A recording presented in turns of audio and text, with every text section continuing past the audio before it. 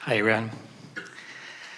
I was practicing feeling what it feels like to have another helper, and I know exactly what it feels like. I already have one of those, and then I'll get so tired by the end of the day. It's gone on several weeks that I haven't found anybody, and I have a hard time hanging on to that. Well, so what's happening is, in your tiredness and in your not finding one, you're noticing that a great deal because that's what is. And so that's getting more of your vibrational airtime, so to speak. So that's that thing you're doing that we're talking about that doesn't let the universe yield to you what you've been asking for. In other words, the helpers that you're asking for are already lined up, but you're not letting them come because you're so busy noticing that they're not there yet.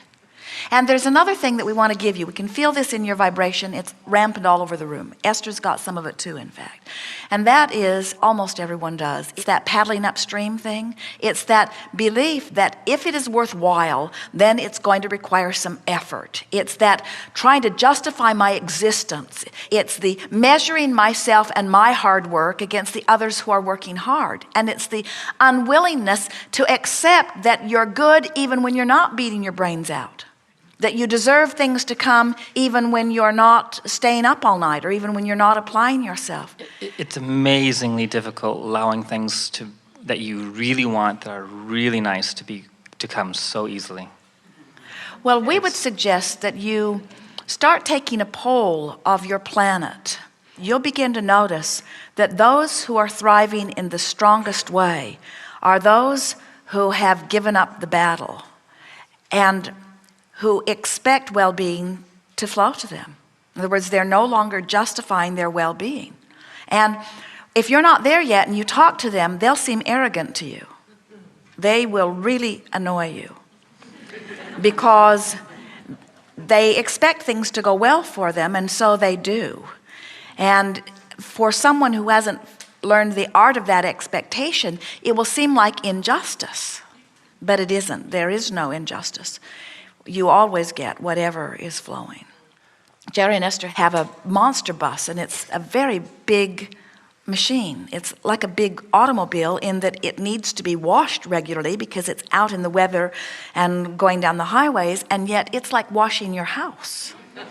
And so in many of the parks that they stay in, there are people who will come to wash them. And in fact, the bus is still there in a park in Portland.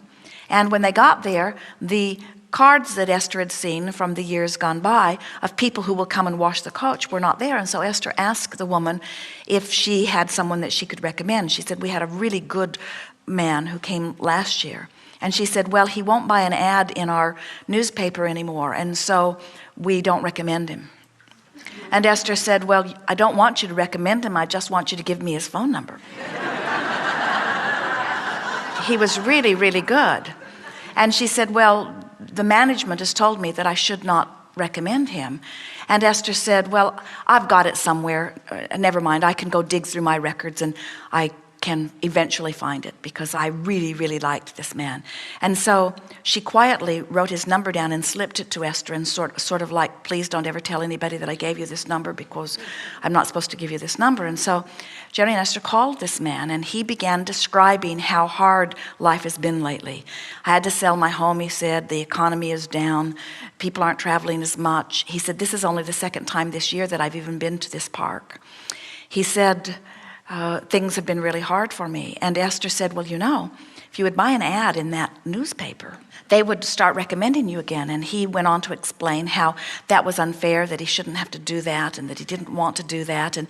And then he did a magnificent job of washing and polishing Jerry and Esther's bus. And Jerry and Esther were busy doing their things as this man and his wife were diligently working on their bus and their car and their tires. They spent almost the whole day there. And so Jerry asked how much it was, and he told him the price, which was half what they are accustomed to paying in other places. And then Jerry and Esther got to talking, and Esther said, why don't we give him the $300 so that he can buy the ad? And Jerry said, that's a really good idea. And so Jerry made a list of all of the reasons why he is a spectacular service and why they wanted him back. They wanted to help him to understand all of this. And so he came back, and Jerry offered him the money, and he did not want to take it. Oh, no, I cannot do that. And Jerry said, Well, I'm not giving the money to you. I am applying the money to an experiment. Let's just see how it works. And when we come back next year, you can let us know whether the $300 paid off or not. And so the man reluctantly took it and did take the money to the office and placed the ad. And Jerry and Esther have been at the park now for about 8 days. And that man has washed many, many coaches. In other words, every time they look out their window, he's over there, he's over there, he's over there, he's over there, he's over there, he's over there. He has a spring in his step. In other words, now what we're getting at here is that in his determination to acknowledge what was not working, he had a vibration so activated within him, but not so much that someone could not reach out to him. In other words, Esther had to find him, and it wasn't really easy for her to find him, but he had been good enough, and his vibration was enough still in harmony with that, that with some effort, even with all of his resistance, Esther was still able to find him. And Jerry and Esther, in finding him, were able to focus upon his desire enough that they reactivated within him. In other words, it wasn't only the money that bought the ad, which caused the woman to then begin referring him again. It was that Jerry and Esther had, in their attention to his value, had restored his own expectation within him.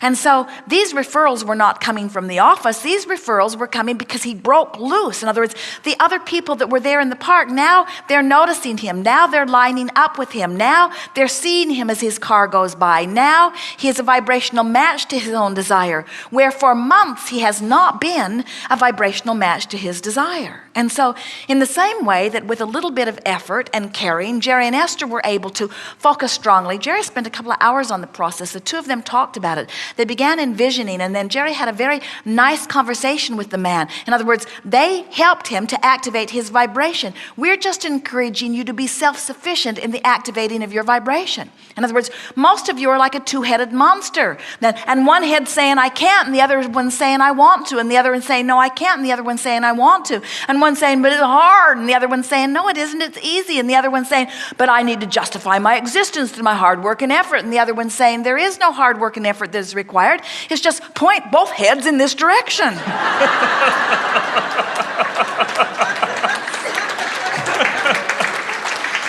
Yeah. And you do it from where you are. Now, here's the thing that we really want you to hear. We've already said this, but we so want to emphasize this. So let's say you want to be over here in ease and flow and joy, and right now you're over here in overwhelmment and struggle and hardship just a little bit. And we're exaggerating that, but based upon the words and vibration that you're offering, it's not far from accurate. And you want to be over there, but here you are over here. And what we want you to feel viscerally is the difference between being over here pointed that way and being over here pointed that way. Because in the moment that you stop pointing that way, which is the beating of the drum of what's not working, or how hard it is, or how tired you are, and you just say, I am where I am, and look where I am, and it's getting better, and I'm doing fine. And as you release that resistance, the stream turns you. And in the moment that you get turned with the flow, you feel palpable relief. Mm-hmm. So our point is, friends, we want you to get over here where you want to be. Although we have to say, get over here and it moves, get over here, it moves, get over here, it moves, get it. Yes. You had a picture of this? In other words, it's going to keep moving. So we want you to get within the vicinity of what you're wanting.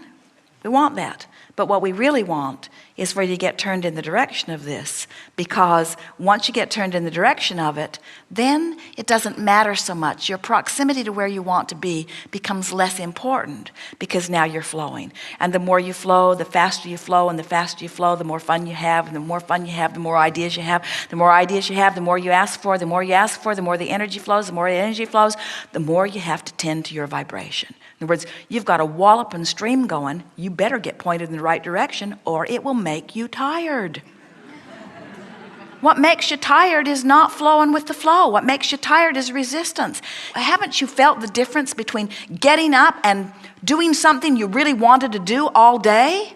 You expended far more energy, far more attention, and you weren't tired because there was no resistance within you. And have you felt how when you have to do something that you don't really want to do, you can hardly drag your body out of bed? It's not about physical energy, it's about vibrational energy. It's about resistance. It's about flowing or resisting. That's what it is all about, you see. So words like it's getting better, words like I'm figuring it out, words like look how far I've come, look how well I'm doing, look how much I know. So we watch you. You're bored, you ask for more. You get things moving too fast, you ask for it to slow a little bit, or you ask for more help, or you ask for a better idea. You just never stop asking for the improvement from wherever you are. And the universe never stops yielding the answer. The first thing we would do if we were standing in your physical shoes is we would write on our things to do today list, I'm going to do nothing. I'm going to do nothing other than revive and refresh. Now, what does that mean? Find a good place to eat, find a good place to sleep, find fun people to visit with. Oh, here you are.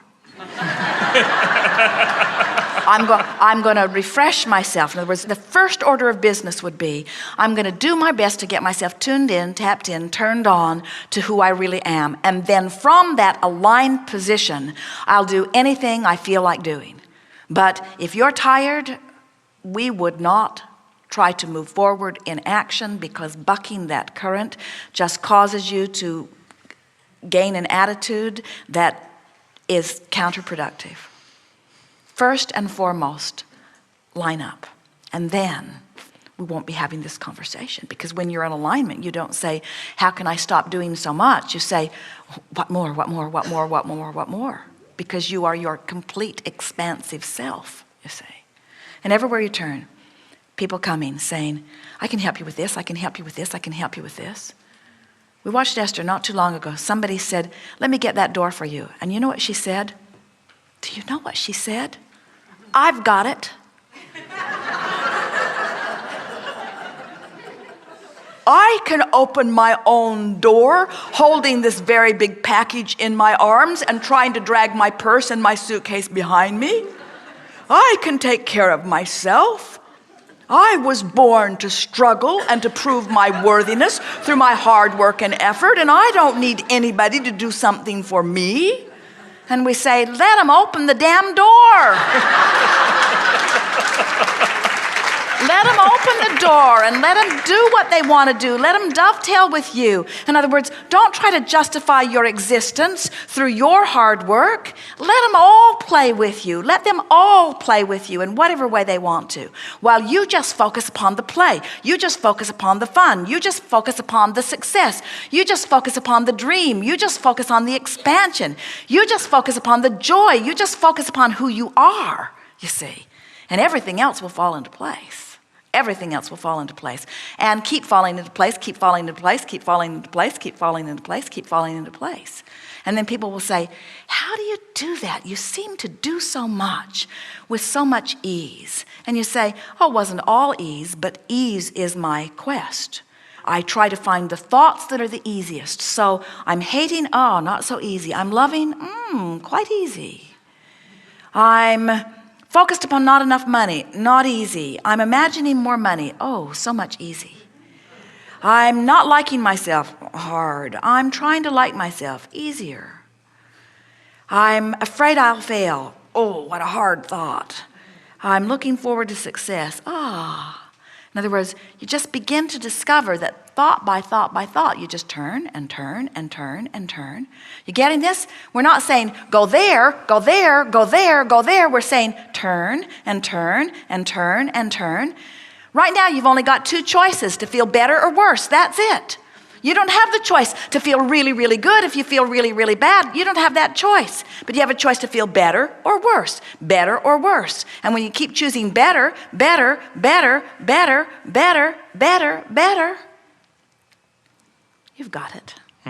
Thank you. Yes, indeed. Appreciate it.